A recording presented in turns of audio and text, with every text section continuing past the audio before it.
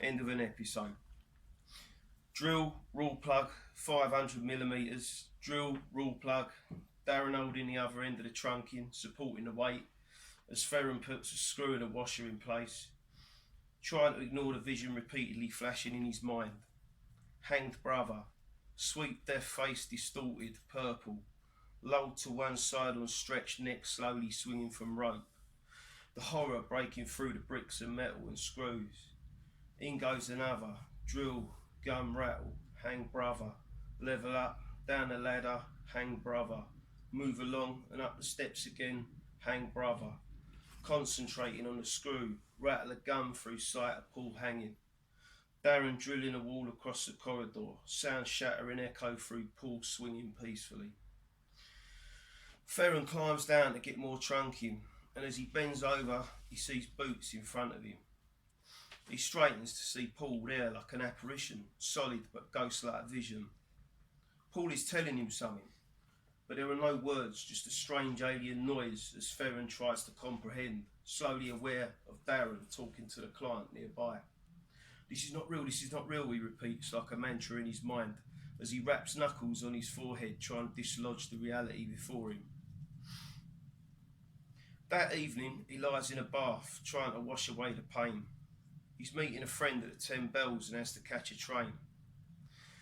Ferren dresses himself in a trance.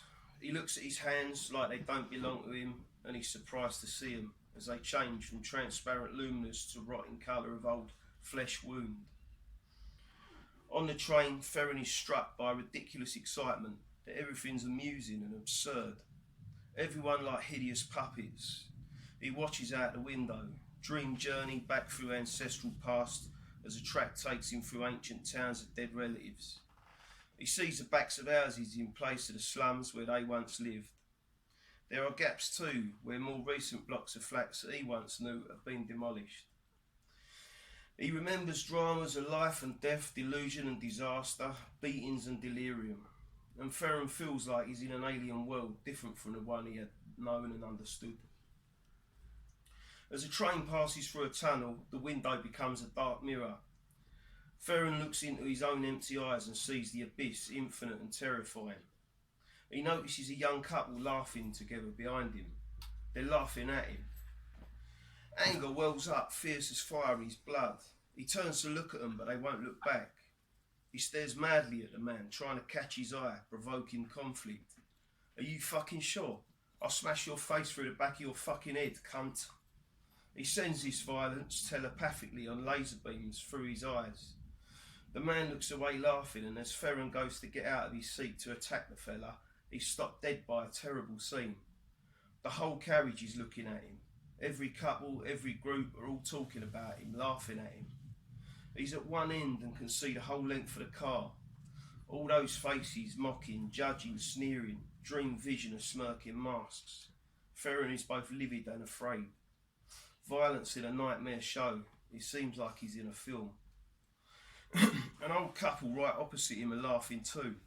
Frail and decrepit as they are, he wonders how they would dare to deride him so obviously.